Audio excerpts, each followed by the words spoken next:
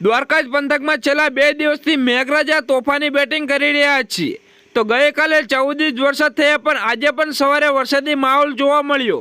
તો મહત્વનું છે કે ભારે વરસાદને લીધે હોટલ, દુકાનો અને બેંકમાં પાણી ભરાયા। તો દોસ્તો ફટાફટ બીજા સમાચારની વાત કરીએ તો હાલ ગુજરાતમાં સૌરાષ્ટ્ર અને દક્ષિણ ગુજરાતના જિલ્લામાં ચોમાસું જામ્યું। તો છેલ્લા 2 દિવસથી દેવભૂમિ દ્વારકા, પોરબંદર, જૂનાગઢમાં ભારે વરસાદ રહ્યો છે। ત્યારે હવામાન વિભાગ દ્વારા આગામી 24 જુલાઈ સુધી રાજ્યના અનેક જિલ્લામાં અત્યંત ભારે વરસાદની સંભાવના વ્યક્ત કરાઈ। તો દોસ્તો ફટાફટ બીજા સમાચારની વાત કરીએ તો હવામાન વિભાગ દ્વારા ઘણા રાજ્યમાં ભારે વરસાદનું રેડ એલર્ટ જારી કરવામાં આવ્યું છે। તો ચોમાસાના આગમન બાદ દેશના અનેક ભાગોમાં ભારે વરસાદની રાહ જોવાઈ રહી છે। તો દોસ્તો ફટાફટ બીજા સમાચારની વાત કરીએ તો આજે ને આવતીકાલે દેવભૂમિ દ્વારકા, પોરબંદર, નવસારી અને વલસાડમાં અત્યંત ભારે વરસાદની સંભાવના। તો દોસ્તો ફટાફટ બીજા સમાચારની વાત કરીએ તો હવામાન નિષ્ણાત અંબાલાલ પટેલની મોટી આગાહી।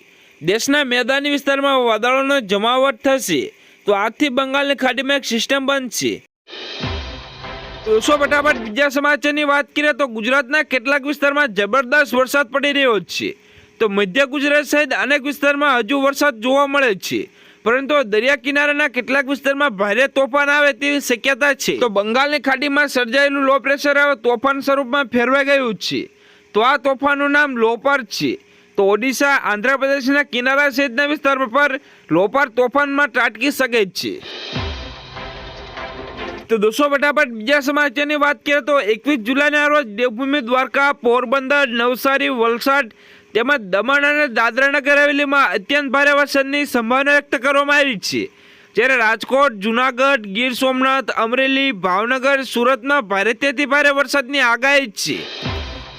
તો દોસ્તો ફટાફટ બીજા સમાચારની વાત કરીએ તો ગુજરાતમાં આજે વહેલી સવારથી મેઘરાજાની ધમાકાદાર બેટિંગ જોવા મળી। તો સૌરાષ્ટ્ર પંથકમાં સારા એવા પ્રમાણમાં વરસાદ જોવા મળ્યો। તો ગઈકાલે બપોરે 2 વાગ્યા સુધી વરસાદની વાત કરવામાં આવે તો 66 તાલુકામાં 1 મીમીથી લઈને 163 મીમી સુધીનો વરસાદ જોવા મળ્યો, જેમાં સૌથી વધુ વરસાદ દ્વારકા પંથકમાં જોવા મળ્યો, ત્યાં અત્યાર સુધીમાં 2.5 ઇંચ વરસાદ નોંધાયો। તો દોસ્તો ફટાફટ બીજા સમાચારની વાત કરીએ તો સૌરાષ્ટ્રના દેવભૂમિ દ્વારકા જિલ્લાના દ્વારકામાં સાબેલાધાર વરસાદ જોવા મળ્યો। તો છેલ્લા 30 કલાકથી સતત વરસી રહેલા વરસાદના કારણે અત્યાર સુધીમાં 21 ઇંચ જેટલો વરસાદ જોવા મળ્યો। તો ભારે વરસાદના કારણે જનજીવન અસ્તવ્યસ્ત થયું। તો આજે શાળામાં રજા જાહેર કરવામાં આવી। તો દોસ્તો ફટાફટ બીજા સમાચારની વાત કરીએ તો દક્ષિણ ગુજરાત અને સૌરાષ્ટ્રમાં 2 દિવસથી ભારેથી ભારે વરસાદની આગાહી। તો એનડીઆરએફની 10 અને એસડીઆરએફની 20 ટીમો ડિપ્લોય કરાઈ। તો દોસ્તો ફટાફટ બીજા સમાચારની વાત કરીએ તો હવામાન વિભાગની આગાહી છે કે ઓડિશા, છત્તીસગઢ તરફ આગળ વધતા પહેલા આ તોફાન આગામી 24 કલાકમાં નબળું પડી જશે, જેના કારણે આગામી 2 થી 3 દિવસ સુધી સામાન્ય સ્થિતિ અને વરસાદ રહેશે। તો હાલ દેશના દરિયા કિનારા વિસ્તારમાં જબરદસ્ત વરસાદ પડી રહ્યો છે।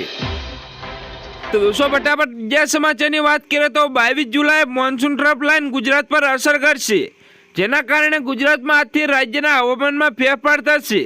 તો દક્ષિણ ગુજરાત, દક્ષિણ સૌરાષ્ટ્રમાં પણ ભારે વરસાદની સંભાવના રહેશે। તો મધ્ય પૂર્વ અને ઉત્તર ગુજરાતમાં હવામાન વિભાગ પલટાયું છે। તો તારીખ 21 થી 24 જુલાઈ દક્ષિણ ગુજરાતમાં અતિ ભારે વરસાદની સંભાવના રહેશે। તો સૌરાષ્ટ્ર અને કચ્છમાં પણ ભારે વરસાદની સંભાવના છે। તો દોસ્તો ફટાફટ બીજા સમાચારની વાત કરીએ તો ગુજરાતના 9 જિલ્લામાં રેડ એલર્ટ જારી કરવામાં આવ્યું। તો ગુજરાતમાં આગામી દિવસોમાં સૌરાષ્ટ્ર અને દક્ષિણ ગુજરાતમાં ભારે વરસાદની સંભાવના। તો રાજ્યમાં અત્યાર સુધીમાં સરેરાશ 31% વધુ વરસાદ નોંધાયો। તો દોસ્તો ફટાફટ બીજા સમાચારની વાત કરીએ તો હાલ ગુજરાતમાં સૌરાષ્ટ્ર અને દક્ષિણ ગુજરાતના જિલ્લામાં ચોમાસું જામ્યું છે।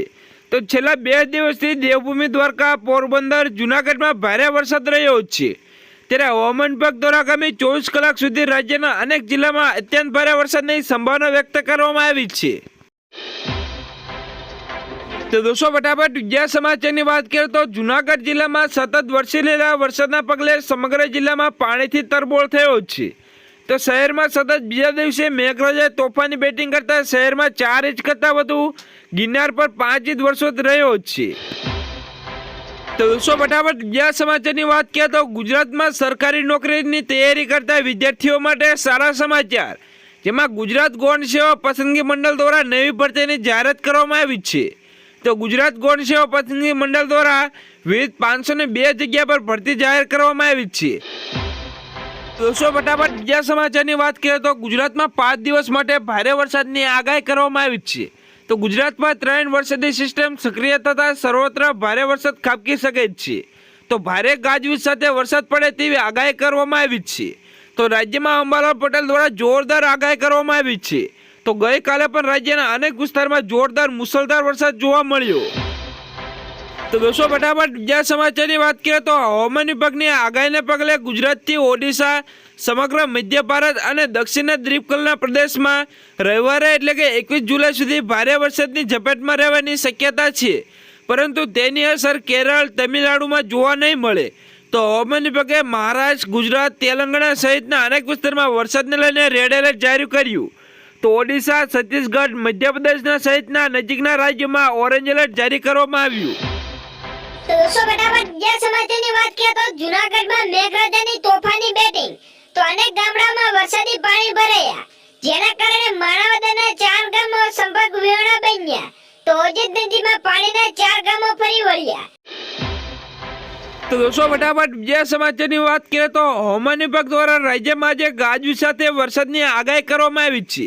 તો રાજ્યમાં એક સાથે 3 વરસાદી સિસ્ટમ સક્રિય થઈ છે। તો અતિ ભારે વરસાદથી લઈને કેટલાક જિલ્લામાં રેડ એલર્ટ આપવામાં આવ્યું છે। તો સુરત, નવસારી, વલસાડ, દમણમાં રેડ એલર્ટ જારી કરવામાં આવ્યું છે, જેને આણંદ, વડોદરામાં ભારે વરસાદ થાય તેવું એલર્ટ આપવામાં આવ્યું છે। તો દોસ્તો ફટાફટ બીજા સમાચારની વાત કરીએ તો રાજ્યમાં બાગાયતી ખેતીના વિકાસ માટે રાજ્ય સરકાર દ્વારા અનેકવિધ પ્રોત્સાહન યોજના અમલમાં મૂકવામાં આવી છે। તો ગુજરાતનું ફળ પાકોનું વાવેતર વધારવામાં રાજ્ય સરકારના બાગાયત ખાતા દ્વારા ચાલુ વર્ષમાં ગ્રે મોર ફૂડ ક્રોપ અભિયાન શરૂ કરવામાં આવ્યું છે। તો આ અભિયાન હેઠળ રાજ્યમાં વધુમાં વધુ ખેડૂતો વિવિધ યોજના અંતર્ગત સહાય મેળવીને ફળોનું પાકનું મહત્તમ વાવેતર કરે તે માટે પ્રયાસ હાથ ધરવામાં આવ્યા છે। તો દોસ્તો ફટાફટ બીજા સમાચારની વાત કરીએ તો રાજ્યના હવામાન વિભાગની આગાહી મુજબ વરસાદે એન્ટ્રી કરી છે, જેના કારણે સૌરાષ્ટ્રમાં સાર્વત્રિક વરસાદથી 12 ડેમો છલકાયા। તો સૌરાષ્ટ્રથી વરસાદી ડેમમાં નવાણીની આવક થઈ છે। તો નાના નાના નદી નાળામાં પાણીથી છલકાયા છે। તો સૌરાષ્ટ્રમાં 32 ડેમમાં 13 ફૂટ સુધી પાણી આવ્યું। તો દોસ્તો ફટાફટ બીજા સમાચારની વાત કરીએ તો સુરતનો હીરા ઉદ્યોગ અંદાજે 10 લાખ કારીગરોની રોજગારી પૂરી પાડે છે। તો આ ઉદ્યોગમાં કુલ કારીગરો પૈકીના 80% સૌરાષ્ટ્ર અને ભાવનગર, અમરેલી, રાજકોટ જિલ્લાના વતની છે।